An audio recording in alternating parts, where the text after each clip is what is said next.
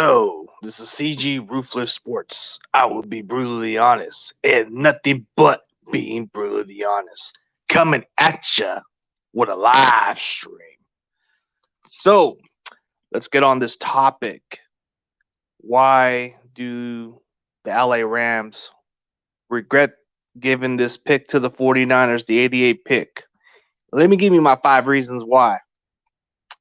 You don't just give away your draft pick to a division rivalry just for this certain individual player, man. Like, let's say, for example, so you're giving your division rivalry the 88 pick to get a potential running back who will be the starter for the next decade, possibly.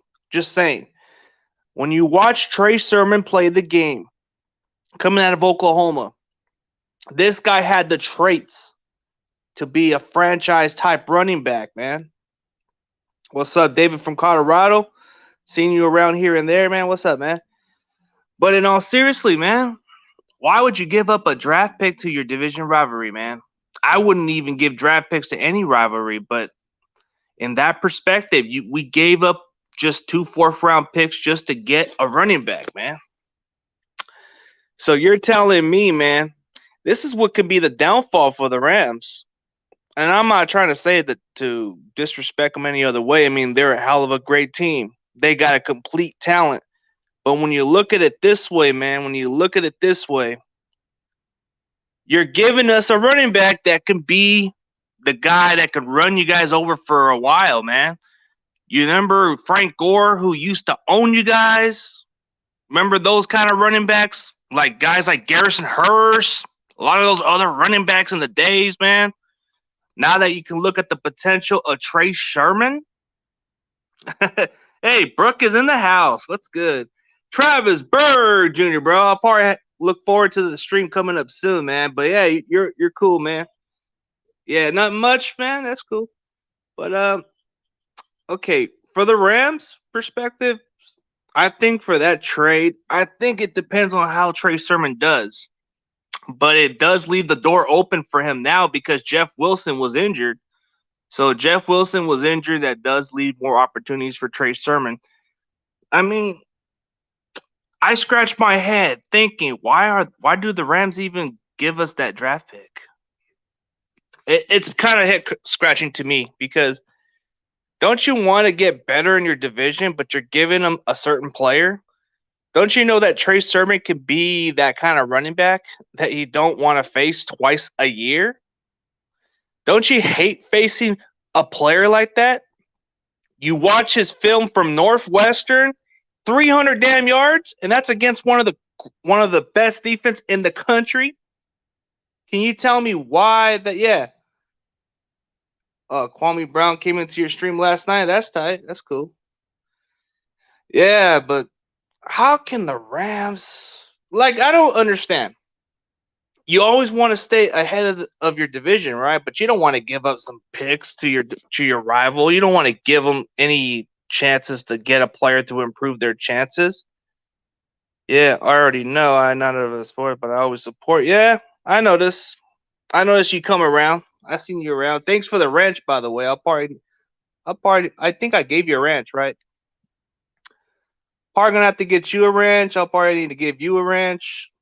Everybody else that comes into my stream and supports my channel, I'll give you guys wrenches. But let's get to the 5 reasons why the Rams might regret this decision. 1, you got 2 fourth-round picks, and you mostly spend your draft picks on backups. So I don't know how that's gonna pan out. Yeah. Okay, that's good. Lisa, I mean, I see you around, so you support my channel, I support yours. Yeah. Are you worried about Matt Stafford having a great year? Well, he's very accurate, so he does add an upgrade over Jared Goff. I mean, that's the main concern about Stafford is he's very accurate.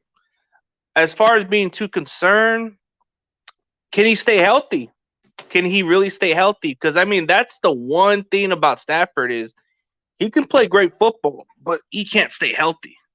Like, has there been any seasons where he's actually played an entire season?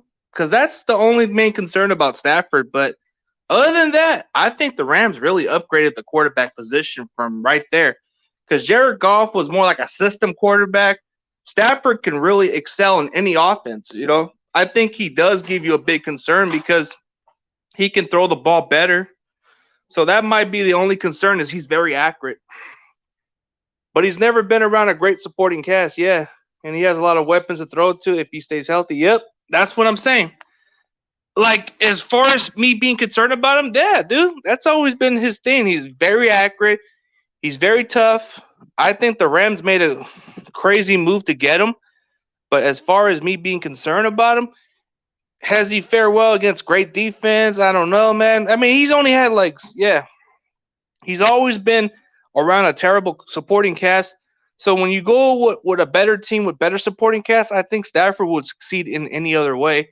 And I think the Rams are just going all in. The pressure's on the Rams. So I think they do really improve the quarterback position. And I told a couple of these Rams fan base, I ain't gonna lie, you guys did improve the quarterback position because you needed an accurate passer. You needed a guy who can step up to the plate. And let's be honest, Jared Goff is just a system quarterback. He wasn't gonna excel much elsewhere. So you got to wait and see what he does in Detroit, but I don't think he'll do any better over there, you know? So let's get to the 5 reasons why the Rams may regret this draft pick for certain reasons. Okay.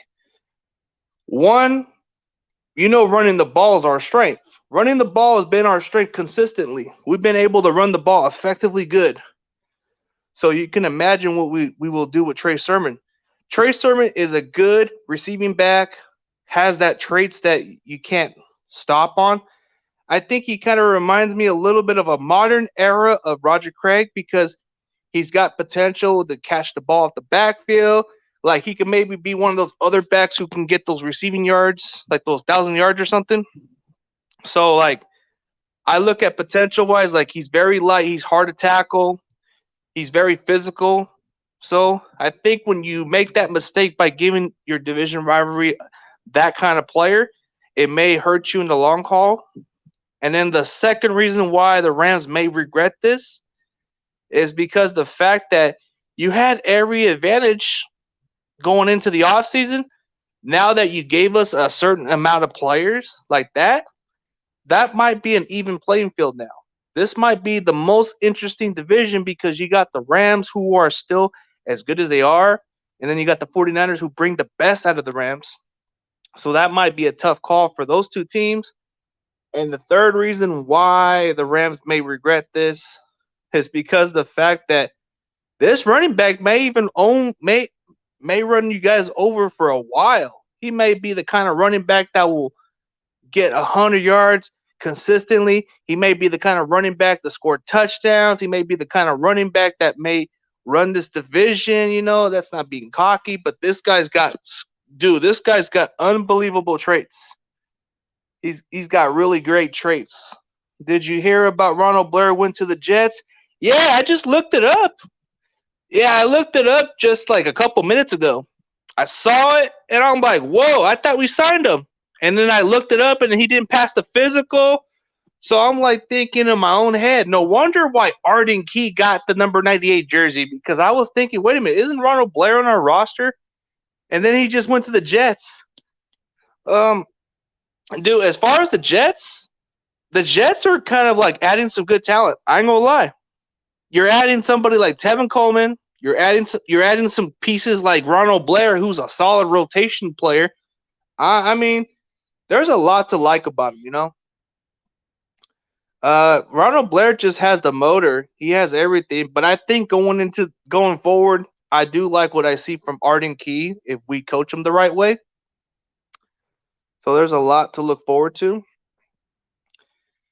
And okay, so the third reason why the Rams may regret this is because you had momentum. The momentum was in your favor. And knowing that the 49ers have strength, you're giving the 49ers a lot of strong depth. Running back's been the strongest position that we've improved on for the last couple of years. We've been improving that depth at running back. But now you're giving us an extra piece. You're giving us an extra weapon. So I got a great feeling that Trey Sermon may be one of our best backs for a while. Like, I've seen great backs in the past besides Frank Gore. I've seen guys like Garrison Hurst being one of those great backs who ran people over. He was hard to tackle. He had the heart for the game. That guy was like really good. Number 20, man. Dude, growing up, dude, I always remember Garrison Hurst. Garrison Hurst, you had Ricky Waters, Charlie Gardner for 2 years. He was great for a little bit with us, and then he just disappeared. I mean, you had great backs, but then Frank Gore just was the heart of our offense. But now that you look at it, Carlos Hyde, potential wise, he just wasn't quite going to pan out. He couldn't stay healthy, but he had the traits to be a starting back in the NFL, just never stayed healthy. But I got a great feeling that Trey Sermon could be that guy. I mean, you watch this guy, watch a lot of his highlights. I mean, I've watched this guy going from Oklahoma, and the best thing about him is when you throw those screen passes and those the whatever those wheel routes are, he'll catch them. Dude, he's like really good. Some people may say he's like a DeMarco Murray or maybe just more of an Arian Foster. Dude, this guy runs the ball smooth. He's slick, bro. He'll move. Yeah, I remember. Yeah, growing up, I remember how he long. Yeah, growing up, I remember Steve Young. Not Steve Young. I mean, Brian Young. Yeah, probably during your days, Howie Long was probably one of those guys that was like somebody who helped the Raiders during those decades. But I remember as a kid, Daniel Stubblefield was a guy I grew up watching. Brian Young was a beast. Brian Young was hard to like do this. The best part about it was I had the pleasure to meet Daniel Stubblefield. Daniel Stubblefield was a guy I got to meet, but he faced charges and all that. I don't know what you guys think, but I got an autograph. I got a big old fat autograph of I got a big old fat autograph of this running back. I don't know if a lot of you guys will probably just. I don't know if I should just show you this quickly, but I don't know what you guys think.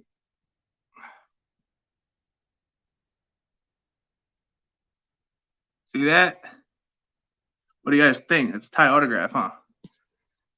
Got this autograph at an event. Like during the event, I met Roger Craig, so he was cool. See, I think maybe that's what we're gonna use. Trey Sermon. I think we might use him as our Roger Craig because Roger Craig was more than just a regular running back. He was a receiving back. He was very effective. He was hard to tackle. And I guess a lot of my own fan base keeps saying, yeah, Gore may be the best back, but at the end of the day, people keep forgetting how great Roger Craig was. So I think this may be what Trey Sermon could be. If you watch a lot of his highlights, him and Craig are both lightweight. They're hard to tackle. They're good receiving backs, and they're all that. But here's what may hurt the Rams for the fourth reason. Trey Sermon can be the kind of running back to wear down defense. When it comes to the fourth quarter or the end of the game, you're going to want a closer, right? You're going to want a running back who closes games. And the Rams have one of the best defense, but can they actually hold on? I don't know. That's where Trey Sermon may be the kind of running back to close out games and wear you out and score touchdowns or just end the game from there. And then the fifth reason why the Rams may regret this, it's got a lot to do with the fact that, yeah, Roger Craig should be in the Hall of Fame. Yeah, he should be, but he's going to go in as a senior, the senior committee or something. But I know a lot of people would say he deserves to be in, but the Hall of Fame is a joke because you got other players who shouldn't even go in the first place, but they get in before somebody else. So it's like, but I think the more I watched Trey Sermon, I've seen him play at Oklahoma. I always thought of him as an effective back, but then the more I watch what he does, I'm like thinking this is what can be our Roger Craig. Because people forget that when Wash ran a West Coast offense, he wanted a running back to go for 1,000 yards receiving, right? And people thought he was crazy. So maybe Kyle Shanahan is going outside the box and doing something like a Bill Wash. He's probably thinking, oh, I want to get a running back with 1,000 yards. If I can get a receiving back with 1,000 yards, that would be something. I think with Trey Sermon, you're going to get that kind of running back. You're going to get a guy who can do it all. So yeah, that's yeah, senior finals. Yes, yes. I mean, yeah, they're probably just gonna have him go in as a senior finalist because it's a long way. Like guys like what is it, Tom Flores? He should have been in a long time ago, and he finally got in. There's just a lot of people who should have got in before, but it's long overdue for everybody else. Like there's a lot of players who should have been in a long time ago, but it took them so long to get in. So see, the thing with Roger Craig that people forget about was he revolutionized the offense to where running backs, he paved the way for running backs. You don't There wouldn't be players like Christian McCaffrey if it wasn't for players like Roger Craig. There wouldn't be players like Marshall Falk if it wasn't for Roger Craig. When you think about those running backs, what do they all have in common? Great receiving backs, right? They got 1,000 yards receiving as a receiving back, right? So you look at it this way. Roger Craig changed the game. 1985, he set the standard out of the blue. And all that standard, it just keeps the memo, like when you want to run an offense, you want to get a guy who can do everything. Lakers tonight, yeah. Yeah, Sermon is a split inside zone heavy rushing attack. You're right. That's what we're looking for. Something to where we can change this offense and do a lot more. See, he can run the ball too. He's hard to tackle, but you could definitely use him as a receiving back. And the more you give him more targets as a receiving back, dude, this guy's gonna be a weapon, bro. And I don't throw in comparisons just like everybody else. I just don't. But the more I start to watch it, I'm starting to think, man, this is the kind of running back that you want to build your offense, but it's kind of like a Roger Craig. But in a different perspective, I'm not saying he's going to be like him, but I'm just saying like the way they're building this offense. Yeah. So that's why it's okay for these leaving. We need healthy players. Yep. And that's why we signed players like Arden Key.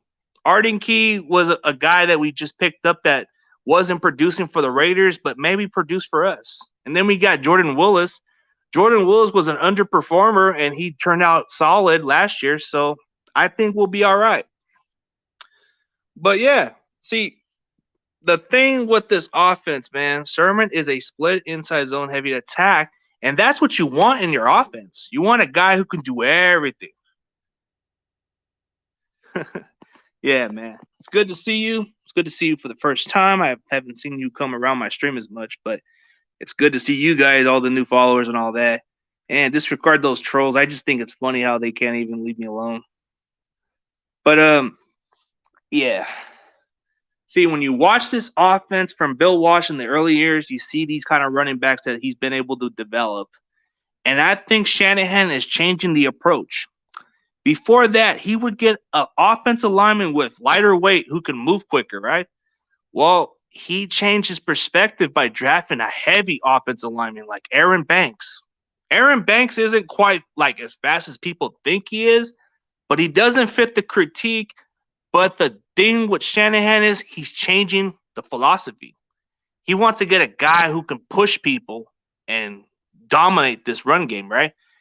Well, we've been struggling with pass protection on the interior line. So when you draft somebody like Aaron Banks, you're scratching your head and thinking, like, why did we draft that kind of offensive lineman? We usually go for those light kind of offensive linemen who move in that zone. Yeah.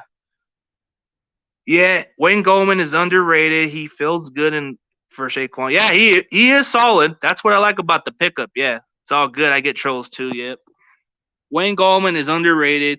He filled in for Saquon and went down. Wayne and Trey will be Thunder and Lightning.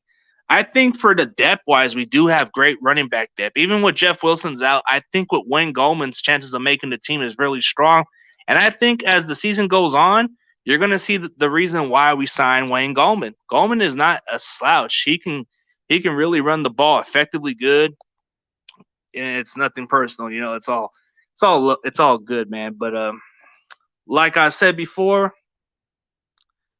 I just want to take if I had film takedown on Trey Sermon's game, it's like he really does a lot more. Like he can excel in different offense, but Trey Sermon is not your typical speedy back. He's more like your 4-5-8 kind of running back. He's like a solid receiving back. The traits are very similar to like an Arian Foster, but maybe more with that DeMarco Murray skill set. Like I've seen comparisons between Trace, like with Trace Sermon, between Arian Foster and DeMarco Murray because they both bring different like elements. Like the difference with if receivers on the 49ers I feel are underrated. Well, yeah, the depth wise, like nobody's gonna talk about him, but I think with Jalen Hurd, I think if he stays healthy, I think he could be one of those best ones. Yeah, Debo's like one of those guys who can do it all. He's a slot kind of receiver, but you put him in jet sweeps, you put him in different pass plays and package plays, dude, this guy can score. I mean, I think Ayuk's more like your typical number one receiver, even though he seems like a number two. But at this point, we're probably going to have him be our number one receiver because the thing with Ayuk is he's more of a natural receiver. Like you see this guy separate, you see this guy make plays. That's a number one receiver. Debo, number two. Like honestly, like you'll like the fact that he does have good skill set. This guy plays like a running back, but catches the ball and very physical. This guy embraces contact. Ayuk doesn't even go for the contact like everybody else, but when he catches that ball, he'll break a tackle here and there, but he's not going to get all physical. Debo's another guy. Debo's going to be the kind of guy that says, oh, is that the best you got? Is that the best you got? Man, then he'll run him over and be like, saying, man, this ain't nothing. That's the way Debo acts, man. Debo kind of mentality is like, is that the best you got? Because he ain't taking me down. But then when it comes to Ayuk, he's going to catch some big chunk yards and be like, I got the yards. I got the first down. I'm not going extra. That's the way I look at it. But then when you look at the receivers like Richie James, like he's going to have to prove himself. Jalen Hurd, can he stay healthy? Jaquan Jennings, can he really be the guy? I mean, it depends.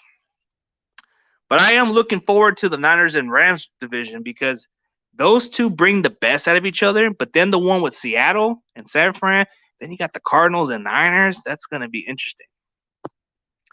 So, yeah. So here's my reaction of Ronald Blair. Good luck with Ronald Blair. He was one of my favorite underrated players. The thing that he brings to the Jets that will be missed from the 49ers is his motor. This guy had a motor. This guy never quit on a play. This guy hustle. This guy bust his tail off to get where he's at. He was a fifth round pick. He isn't fast, but he's not flashy, but he gets the job done. That's what we're gonna miss about Ronald Blair. In the rotation, that's a solid guy who steps up. Like he'll give you a sack here and there. He'll create pressure. He'll stop the run.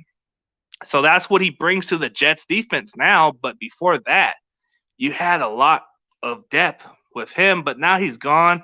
Now I see why we changed our direction. So we got Arden Key, we got Jordan Willis, Samson Ebicom, and we got other guys. So I think the thing that he brings to the table is his motor. But other than that, man, I appreciate every one of y'all. I'm going to have to make sure to give you guys some mods so you guys can keep these trolling for my damn comments. But as far as that, I got to get ready for tonight. Got work later, so I got to get everything ready. And then either by later, I'll probably just maybe by tomorrow I'll do another stream. But probably later in the day, I'll probably just do some work here and there. Because, I mean, I work 6 days a week, so it's like I don't have time for nothing, man. I usually work until the night. So it's like, it's no joke. Like, before I used to work those night shifts. Now I just work to the morning till, like, almost nighttime. So I get, like, I get overtime? What I get on this job, I get twice as much as what I used to get. So that's pretty good. And then I'm moving my stuff, packing my boxes, and getting everything ready to go to my new place. So I'm gonna have to start looking at some more film and see what Trey Sermon does bring to the table because I've seen him play at Oklahoma, and I can see why he can bring a different skill set. But he's really good. But so the Rams, as far as what can really concern me with the Rams is the fact that they do got a quarterback. I mean, Matthew Stafford is very accurate, but can he stay healthy? The Rams do have a great receiving talent. They do got a really good receiver. I think nobody talks about the Rams receivers. They're like the really most underrated receivers. Cooper Cup, Robert Woods, and I mean the tight end, Higby, he's good. The running back, they're doing our running back by committee, but still, they got a really solid offense. Sean McVay's a genius in his own perspective. And you can't go wrong with the Rams. I mean, they got a good offense. Their defense is really great. So what's there to hate about? I mean, I'm being straightforward about it. Like the Rams are the team that has a lot more to prove. And this may be a debate who's going to win that division. It can go up to the Rams or Niners for all I know. I mean, don't sleep on Seattle. Who knows? I mean, Arizona, they're just sleepers. They might be the team to sneak up again, but probably make the playoffs. Who knows? But like I said, you can't underestimate your division because they always bring the best out of everybody else. So I'm not sleeping on Seattle until otherwise because Russell Wilson, he's still here. He's still gonna elevate Seattle with lesser talent. He's still gonna elevate them. So that's hard to like disagree. And I mean, the Rams, they're the team with the most pressure. They're the team with the most pressure because they made some big blockbuster moves. And the pressure for them to make the Super Bowl is a lot stronger. The Niners, for example, we are just destined to get back in the playoffs. So that's the only expectation. I don't think we have any expectation about Super Bowl talks. We're more focused on trying to make the playoffs. And the Cardinals, the expectation for the Cardinals are either they make a push for the playoffs or they either get better. Because let's be honest, plenty of Cardinal fans that know for sure. Are you guys more convinced about Cliff Kingsbury? Are you more convinced that his offense is working or is it just not working much anymore? Kyler Murray's a hell of a great quarterback. You got some good receiving talent. Your defense just needs to improve a little bit more and you guys will be good. But as far as me kind of saying, this division's a dogfight. So it doesn't matter who wins that division because if this team wins that division, it's a hard fought earned division. So that means you earned it with that dogfight mentality. So that's all I gotta say. But thanks to everybody else tuning in my stream. I mean, I appreciate it, man. So let's say, at the end of the day, man, I'm starting to elevate my channel, starting to grow a little here and there. And that 1.6K subscribers, I thank every one of y'all, man. You guys make it happen. So have a great day. I mean, you guys are awesome. So I'll be sure to leave you guys a mod when my stream's over. But other than that, have a great day. CG Ruthless Sports is out. Go Niners.